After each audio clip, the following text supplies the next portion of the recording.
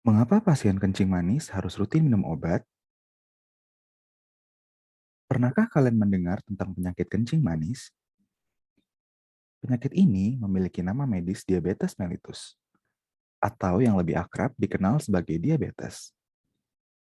Nama diabetes mellitus berasal dari kata bahasa Yunani yaitu diabetes, yang berarti pengeluaran air dalam jumlah besar, dan mellitus, yang berarti berasa manis seperti madu. Kalau mendengar nama penyakit ini, sebagian dari kita mungkin bertanya-tanya, apakah air kencing dari penderita diabetes betul-betul rasanya manis? Dokter-dokter pada zaman dahulu kala tercatat mengenali penyakit ini dengan cara merasakan rasa dari air kencing penderita diabetes. Cara lain juga yang tercatat dalam sejarah adalah dengan melihat apakah air kencing penderita dapat menarik perhatian semut. Hal ini sama seperti kata peribahasa, ada gula, maka ada semut. Kalau sekarang, cara mendeteksinya sudah tidak seperti ini ya. Sekarang sudah tersedia berbagai peralatan yang mampu untuk mendeteksi kadar gula dalam air kencing tanpa perlu merasakan ataupun menunggu semut muncul. Setelah berkenalan dengan asal mula dari nama kencing manis, sebagian dari kita mungkin berpikir lagi, memangnya air kencing yang manis bisa membuat masalah apa? Kenapa perlu diobati? Untuk menjawab pertanyaan itu, mari kita berkenalan lebih jauh dengan penyakit yang satu ini. Sebelum kita lanjut, kita juga harus berkenalan dengan organ tubuh kita yang mungkin kurang terkenal, tetapi sangat penting bagi tubuh kita, yaitu pankreas. Pankreas merupakan organ dalam tubuh yang memiliki dua fungsi utama, yaitu mengeluarkan enzim dan getah pankreas yang membantu proses pencernaan makanan. Yang kedua, mengeluarkan hormon insulin untuk membantu menyerap glukosa dari hasil pencernaan makanan ke dalam sel. Pada penyakit diabetes, fungsi yang terganggu adalah kerja dari hormon insulin. Gangguan pada kerja insulin akan mengakibatkan glukosa tidak dapat diserap ke dalam sel tubuh dan jumlahnya meningkat dalam darah. Karena jumlah glukosa yang sangat tinggi dalam darah, tubuh kita akan berusaha untuk mengeluarkan kelebihan glukosa melalui air kencing. Glukosa merupakan salah satu jenis gula sederhana, sehingga penyakit ini disebut sebagai kencing manis. Walaupun bisa dikeluarkan melalui air kencing, pengeluaran glukosa sangat terbatas, sehingga kadar glukosa tetap tinggi dalam darah. Glukosa dalam darah yang jumlahnya meningkat untuk waktu yang cukup lama dapat mengakibatkan perubahan menjadi radikal bebas.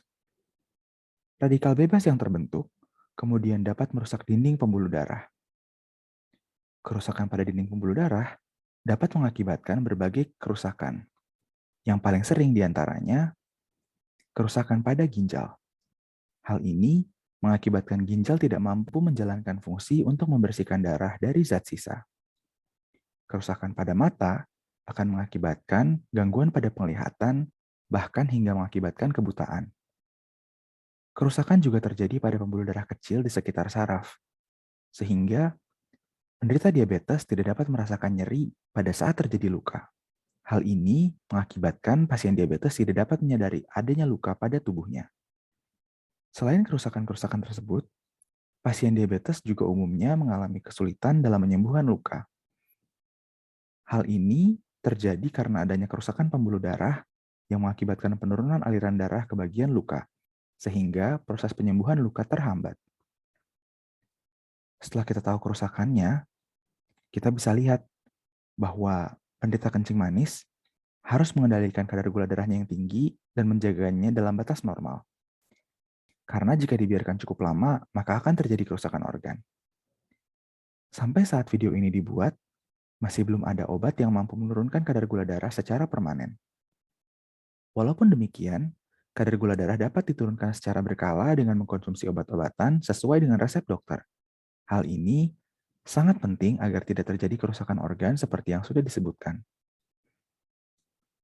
Sebelum mengobati, kita tentu harus bisa kenal dulu gejala-gejala apa saja yang dialami orang yang menderita kencing manis. Gejala kencing manis dapat disederhanakan menjadi gejala 3S. Yang pertama, sering buang air kecil, walaupun tidak minum dalam jumlah yang banyak. Yang kedua, sering haus dan minum banyak, walaupun sudah minum sesuai dengan jumlah yang disarankan, yaitu sekitar 8 gelas sehari. Yang ketiga, sering lapar dan makan banyak, walaupun sudah banyak makan dan tidak melakukan olahraga atau aktivitas fisik yang melelahkan. Jika teman-teman atau orang-orang di sekitarnya ada yang menemukan satu dari tiga tanda ini, maka teman-teman disarankan untuk menghubungi dokter agar bisa melakukan pemeriksaan lebih lanjut. Semakin cepat kita mengobati kencing manis, maka akan semakin baik, karena kita bisa mencegah terjadinya kerusakan organ. Setelah belajar mengenai cara mengenali dan kapan harus ke dokter agar bisa diobati, ada hal lain yang tidak kalah pentingnya. Seperti kata pepatah, lebih baik mencegah daripada mengobati. Maka, mari kita lihat bagaimana cara mencegah kencing manis. Cara yang paling pertama dan terutama adalah dengan menjaga berat badan, atau menurunkan berat badan jika berat badan kita masuk dalam kategori yang berlebihan. Hal ini penting karena kelebihan lemak dalam tubuh dapat menjadi salah satu pemicu seseorang mengalami diabetes. Batas berat badan normal seseorang dapat dinilai dengan menggunakan indeks massa tubuh. Indeks massa tubuh ditentukan dengan menggunakan rumus berat badan dalam kilogram dibagi tinggi badan dalam meter dipangkatkan 2. Batas normal dari indeks massa tubuh dibedakan sesuai dengan ras. Karena Indonesia termasuk dalam kelompok Asia Pasifik, maka nilai normal dari indeks massa tubuhnya adalah 18,5 hingga 22,9. Teman-teman bisa coba hitung indeks massa tubuh teman-teman, kemudian bisa coba dihitung berat badan berapa kilogram yang sebetulnya ideal untuk tinggi badan teman-teman. Cara untuk menurunkan atau menjaga berat badan tentunya adalah dengan mengatur pola makan dengan makanan bergizi seimbang. Pola makan bergizi seimbang itu yang seperti apa sih? Untuk lebih detailnya, teman-teman bisa lihat di video bagaimana makanan berubah menjadi tenaga kita. Selain itu, olahraga secara rutin juga merupakan hal yang penting diperhatikan untuk menjaga atau menurunkan berat badan. Olahraga yang direkomendasikan adalah setidaknya selama 30 menit dalam sehari dan setidaknya 5 hari dalam seminggu. Hal lain juga yang perlu diperhatikan untuk pencegahan diabetes adalah menghentikan merokok. Hal ini sangat penting karena merokok dapat meningkatkan radikal bebas, dan radikal bebas tersebut dapat mengakibatkan kerusakan pada organ-organ tubuh termasuk juga pankreas. Bertepatan dengan hari video ini diupload, kita sedang merayakan Hari Diabetes Sedunia. Selamat Hari Diabetes Sedunia, teman-teman. Semoga melalui penjelasan singkat ini, kita bisa lebih mengenal dan memahami tentang penyakit ini, terutama mengenai mengapa penderita harus rutin minum obat dan bagaimana kita bisa mencegah kencing manis. Demikian penjelasan singkat saya mengenai mengapa pasien kencing manis harus rutin minum obat. Semoga bermanfaat. Jangan lupa untuk komen, like, dan subscribe.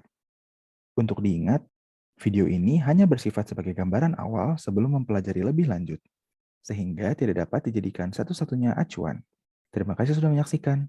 Sampai jumpa di video selanjutnya.